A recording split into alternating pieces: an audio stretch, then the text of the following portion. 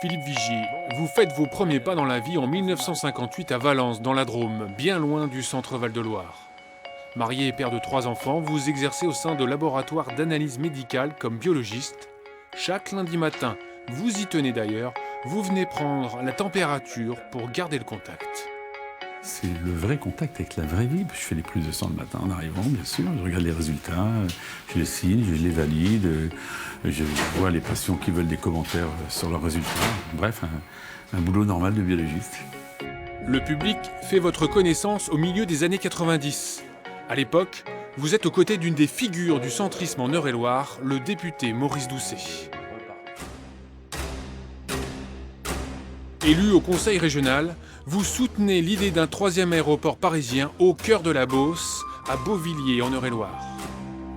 D'accélérer les infrastructures ferroviaires et routières de cette région.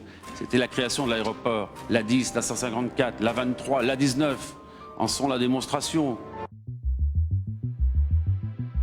2 ans plus tard, vous êtes sur la rampe de lancement pour remporter les législatives dans la 4e circonscription, mais le redécoupage vous est défavorable. L'est du département rural est désormais rattaché à Chartres. Le pire scénario se présente. Une triangulaire vous oblige à vous effacer au profit du maire RPR de Châteaudun, Alain Venot. Toujours pas de mandat national, vous vous consacrez donc pleinement à la ville de Cloyes-sur-le-Loir, dont vous êtes le maire depuis 2001. Obstiné, têtu pour certains, vous repartez au combat 5 ans plus tard, mais cette fois la partie s'annonce bien plus facile. Vous êtes le seul candidat de la droite. Plus de 12 ans après vos débuts en politique, vous êtes enfin élu à l'Assemblée nationale comme député du Nouveau Centre, le début d'une nouvelle carrière. À l'Assemblée, vous devenez président du groupe UDI en 2014. À ce titre, vous soutenez la réforme des retraites et vous vous opposez à la loi sur le non-cumul des mandats. Il faut dire que vous multipliez les responsabilités. Novembre 2015, vous peaufinez votre discours avant de prendre la parole après les attentats de Paris au Congrès extraordinaire de Versailles. Pour le combattre et l'éradiquer, nous devons être capables d'apporter une réponse internationale. Et pour mener la campagne au centre droit des régionales, vous êtes préféré à Guillaume Pelletier, considéré comme trop clivant. Le tapis rouge ou plutôt le tapis bleu est déroulé. S'il y a bien une région qui ne peut pas échapper à la droite, c'est bien le centre Val-de-Loire.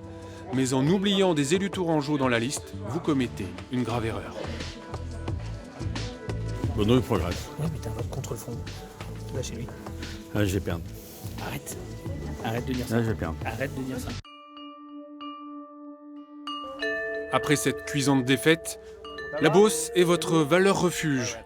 Vous développez notamment votre bébé numérique, les champs du possible à Châteaudun, un incubateur de start-up agricole. En juin dernier, vous êtes réélu haut la main député. Vous parvenez à battre la candidate LREM. À 60 ans, votre carrière politique est faite de haut et de bas.